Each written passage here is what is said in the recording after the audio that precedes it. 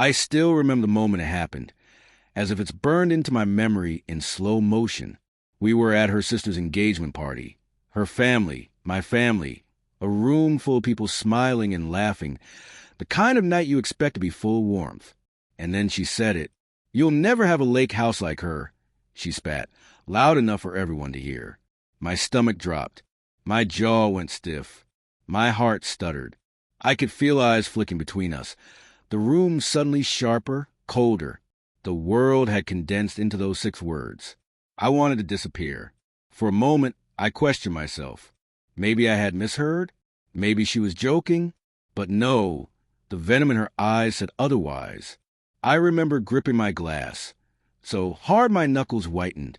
I wanted to say something, to lash out, but nothing came. I felt humiliated, exposed, and strangely invisible. The truth was, this wasn't out of the blue. Over the past few months, I'd noticed things, small, almost imperceptible shifts. Missed calls that were conveniently dropped, texts that she left open but never responded to, sudden trips she couldn't explain. At first, I brushed them off. I told myself I was being paranoid, that maybe I was imagining tension that didn't exist. But the sinking feeling in my chest refused to go away. It started with her phone. I never pried, never had, but that night, as she laughed at the joke her cousin made, her phone buzzed in her purse. I saw the name flash. My heart jolted. Later, curiosity overpowered caution. I shouldn't have, but I did. And that's when the cracks became clear. Text between her and someone else. Conversations filled with laughter, inside jokes, and plans she never mentioned to me. Plans that were intimate.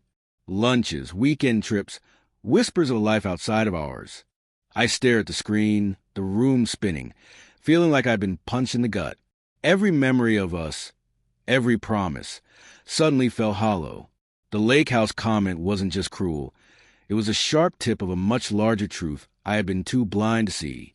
I confronted her quietly that night, not with rage, not with yelling, but with a trembling voice, trying to understand.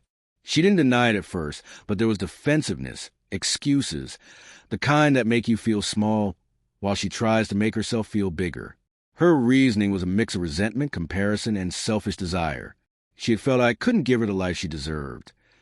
A life that wasn't ours, that wasn't real. In that moment, I realized that love doesn't always conquer deceit. Sometimes betrayal creeps in quietly, like poison in your bloodstream, and it takes everything from you before you even know it. And yet, standing there, humiliated and heartbroken, I also realized something else. I didn't need to prove anything to her, or anyone else. The room was still buzzing with whispers, but I chose silence. I let the anger burn for a heartbeat. Then I leaned forward, meeting her gaze. "You know what?" I said, calm but firm. "I don't need a lake house. I never needed to compete with anyone, but I do need honesty. And I can't stay where there's none." The look on her face, shock, guilt, and for a fleeting second, fear, was all I needed. I turned and walked away. Not because I wanted to humiliate her back, but because I was reclaiming myself. Every step was heavy, but freeing. That night, I didn't shout or beg. I didn't cry in front of anyone. I felt heartbreak, yes, but I also felt clarity. The people who truly mattered, the ones worth keeping in my life, were still there. The rest? They were just witnesses to a chapter ending, not my story. In the quiet that followed, I realized the trail teaches you more about your own strength than the other person's weakness. I lost someone I thought was my forever, but I found myself instead, and that, in a way, was worth everything.